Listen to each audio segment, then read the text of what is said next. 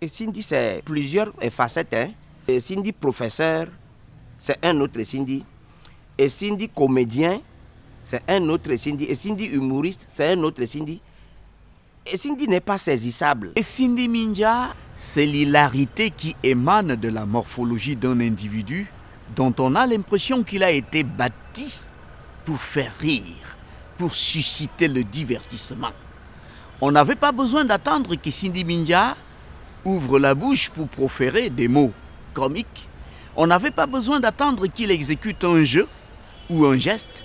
Sa présence était déjà un moment de divertissement, un moment d'hilarité en soi. Ce métier qu'on fait, ça s'appelle le comique. C'est le genre comique.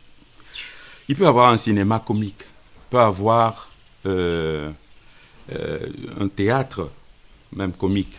Et ça s'appelle la comédie. Il peut avoir donc des comiques qui sont un genre du music hall.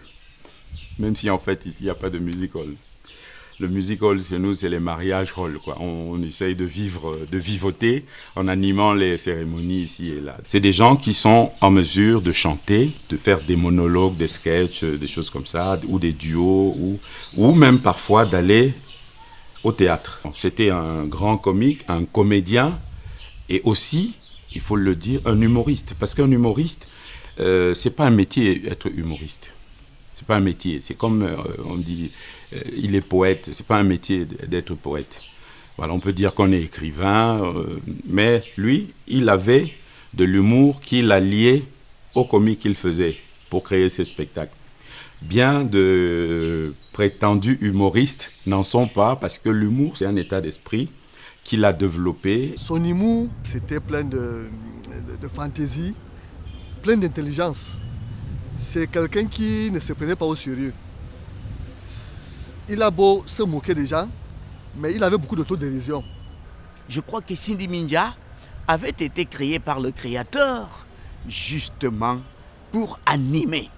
Mais heureusement, son animation n'a pas été une animation de premier degré, parce qu'il vous faisait rire, mais il faisait rire en suscitant à la fin de cette hilarité-là une moralité.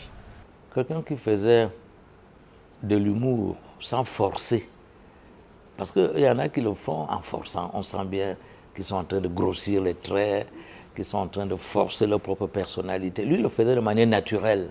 Il avait une mimique particulière, une gestuelle également particulière, un sourire, des grimaces. Tout cela participait de l'arsenal technique pour que son humour passe effectivement auprès du public.